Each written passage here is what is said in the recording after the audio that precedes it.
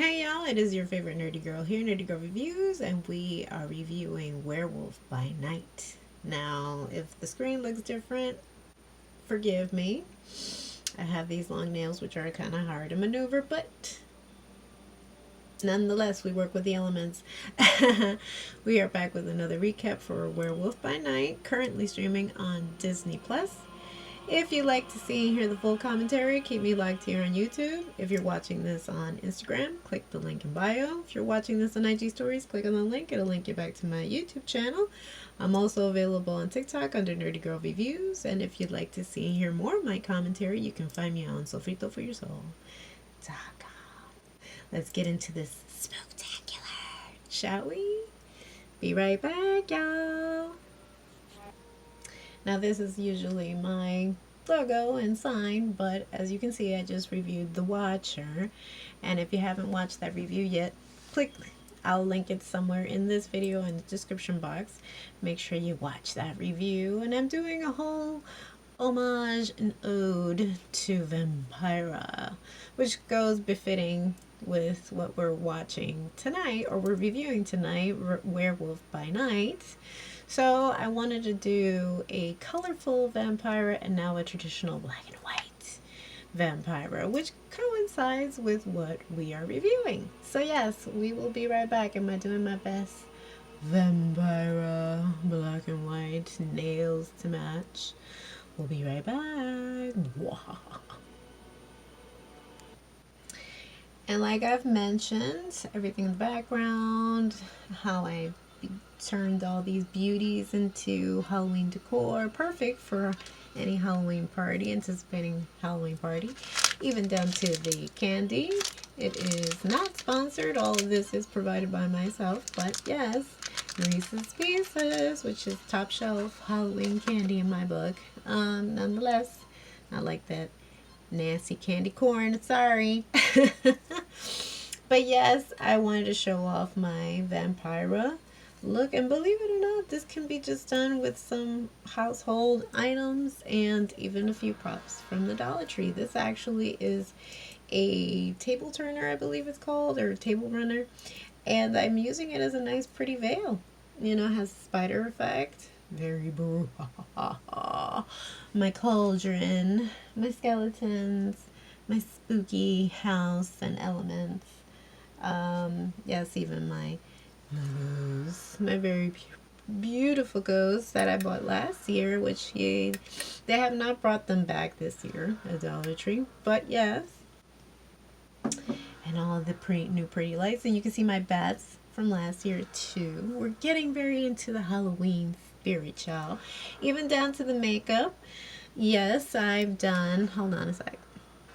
I've done an homage with the very super heightened eyebrows, black and white, because she was known, Vampira was known. Remember, Vampira would go on to influence a number of our traditional Halloween characters. I think, she was the influence for Elvira and Mistress of the Dark, and she was actually like the predecessor for Elvira, but I think even a little bit there were hints of Morticia. She was a jumble of stuff, but she definitely came up with this. The actress who played Vampira came up with this aesthetic of her own accord and benefited from it because she got a whole TV show out of it, and that would go and propel that whole aspect of TV viewing and hosts. I'll try to find all the information I found about Vampira in the description box. A lot of it's from, believe it or not, James Mansfield, which I am a fan of, huge fan of. If anyone who's a great historian of all these like beautiful actresses from like back in the 40s and 50s and how to style wigs accordingly, I would follow him. But yes, down to the makeup, I wanted to now mute the red and went and opted for my LA Colors lipstick in, I think, black, just like traditional black. But yes, it was available for Halloween at the Dollar Tree, and I think it made my smackers look really pretty. And then I've been able to mute my traditional red which let me show you guys how it originally started. It was a nice blood red, and you can see in the back it's still kind of blood red, but I painted them over with LA colors. I'm sorry, color gaze, opaque. I can't. This lighting, I can't see, but it's a nice traditional black nail polish. So again, y'all, what is not available to you that you can get creative? Anyway, I just like to go into those details before I start my review, y'all. Now, I'm sure a lot of you have thought this, because I've seen already a number of reviewers, fellow reviewers, who have thought the same thing that I thought. Why was it so short? Is this like a little short story? Like, it was so good. I think this was like a great launching pad if they decided for Marvel, because again, Marvel's gone into series, and I'm sorry, I was a big fan of Moon Knight. I don't know why not everybody was on the same board, on the same page, but I loved Moonlight. I'm a big Oscar Isaac fan, and I honestly would love to see a second season, but I don't know what happened there. Perhaps they'll just leave it in that maybe pile, but I loved it, and I would love for it to come back. But this was supposed to be like a quickie little special. Even has a little uh, banner at the very beginning, which is traditional, believe it or not. Hold on a sec. It was traditional of like the banner for CBS special presentation. Like, you knew you were going to watch something like really out of the ordinary from ordinary programming, which again is like a nice throwback for people in my age bracket that remember that and remember old traditional way of viewing. It wasn't streaming, y'all. You had to wait for a specific date, and you had to wait weekly. And if it was like a small mini series, which is not for nothing, it was very reminiscent of I remember this one movie that would play like every Halloween when I was a kid, and I'm still a fan of, which I don't even know why it's not in like higher demand for distribution. The Midnight Hour. Oh, and LeVar Burton is in that movie, and I can't tell you how that. I mean, it's a kooky Halloween film, and I saw it as a kid, which wasn't really necessarily too kid friendly, but it wasn't super violent either, give or take.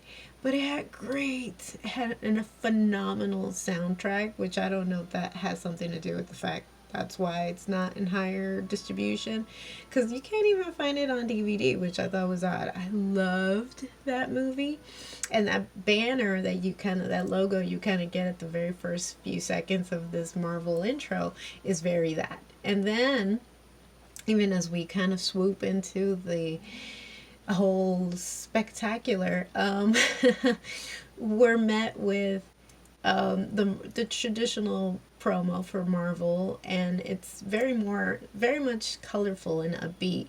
But then it has like these three slashes that are very, American Werewolf in London kind of, type stuff, or Thriller.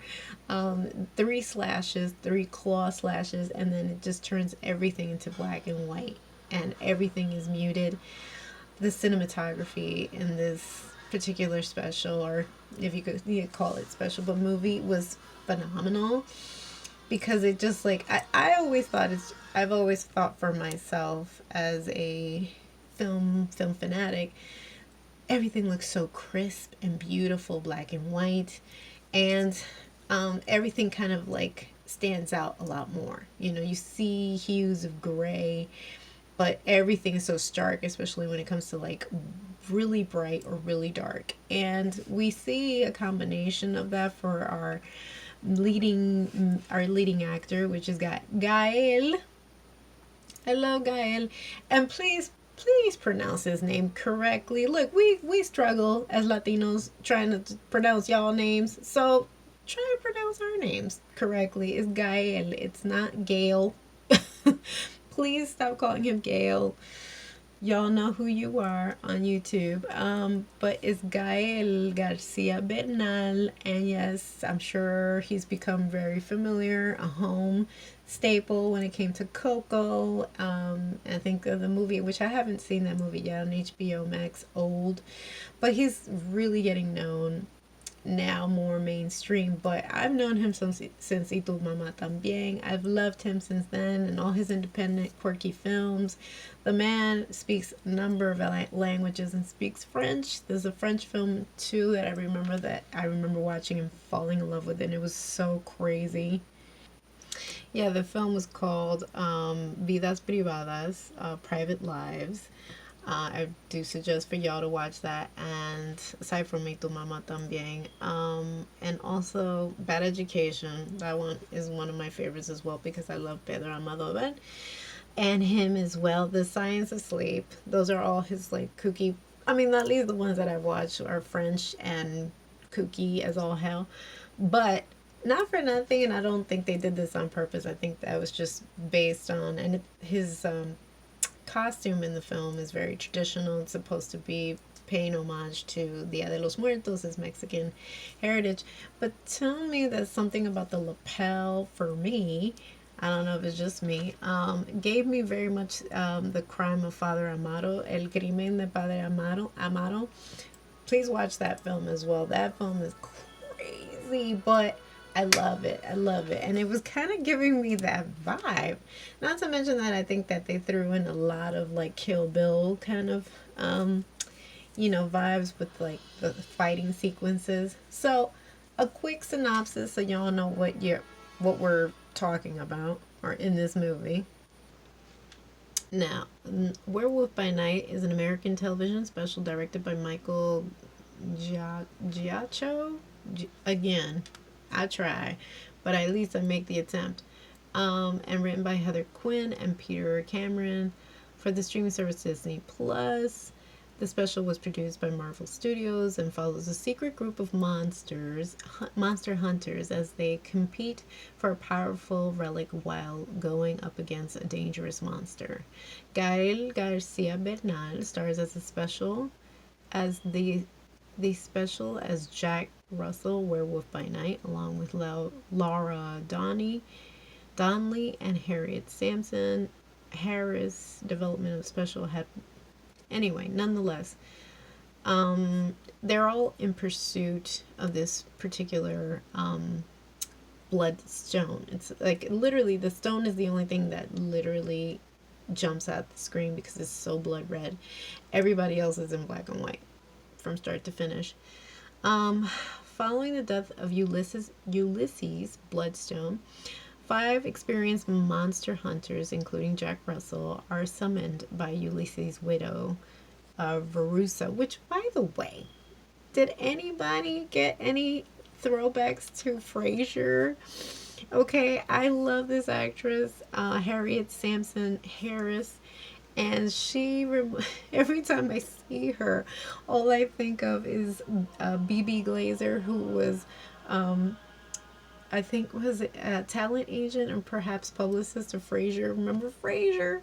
And she was so incredibly like she was very much like a mix between evil and super comedic. And there's that one episode where they almost like get it on, and she's kind of enticing him, and it's like very hellish. It almost looks like the gates of hell or whatever, and of course BB would be there with all of her cunning lines and whatnot. And I love her as an actress. I mean, but for some reason I always see her as BB and I always that's what it, and she gives that like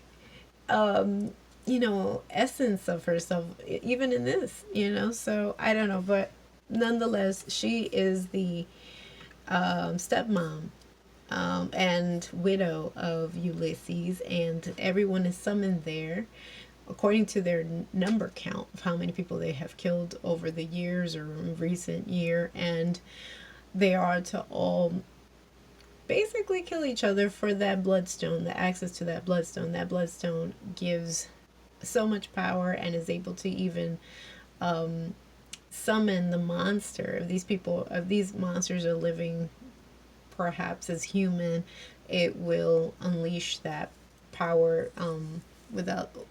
without consent, basically. All in the grace of, I don't know, or trying to do good and whatnot.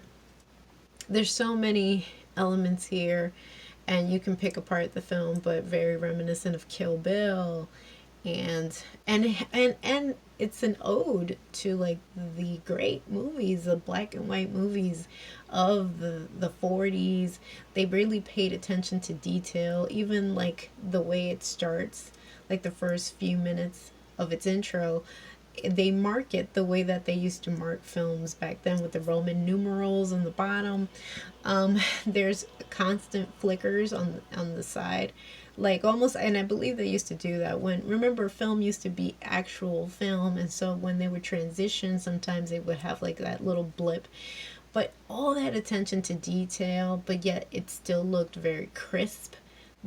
Kudos to all the people involved, from cast to production. They really outdo themselves for this particular movie, and I feel like it's a launching pad. I feel like it has room to grow, and if they were to revisit this maybe another Halloween or maybe in a few months, I think they're onto something, because you're kind of left like, okay, so they go into this maze, they are to bludgeon each other for that bloodstone. Of course, there's one particular character that always stands out in these movies, and it's the blood daughter of Ulysses. Although she hasn't wanted to, she's not there because she's embracing the bloodstone. Perhaps she just wants to keep it in her possession, but she's not been participating like these others have, so they feel like, who is this person to like now come, we have a high number count, she just kind of like crashes or whatever, and she has access to it. But the stepmom, who's not a big fan of her, says, well, see, she won't get special privileges, so kick gloves are off, and basically they can hurt her like they would hurt each other. But Gaia's character doesn't want to hurt her. If anything, he tries his best. And all of this is full of spoilers, so sorry if I didn't mention that from the beginning. But he really takes it, he really goes out of his way not to hurt her. But they keep running into each other and getting stuck into certain scenarios, and that I won't spoil. But towards the end, the woman is like, she is a trained assassin. She doesn't, I don't know if that was inherent or it was like taught to her, but she goes ham on a good portion of them, that it's violent as all hell, which is kind of odd because remember, this is streaming on Disney Plus, which is very child friendly, but this is definitely a Halloween movie, very perfect for Halloween. And this is for more of an older crowd, I think. And then almost near towards the end, they are able to keep them both captive and realize that Gaia's character knows the monster that they kept captive. Perhaps they know each other, but he teeters between human and monster, and he can become the monster when summoned. And that's what that stone does. So knowing that the stepmom isn't really much of a fan of her stepdaughter, they keep them trapped in this wire cage and summon the stone. So he summons the monster, which is a werewolf. Now again, him, perhaps because he has chemistry with her by this point, he tried even like helping her because she's been slashed and hurt, and he was trying to keep her from bleeding to death. He tries to sniff her like pretty much like a dog does, because he's trying to remember her. So knowing that he'll be under this spell, he doesn't want to hurt her still. And I swear, when the transformation happens and he rips out of that cage, it's like, oh, like you really are.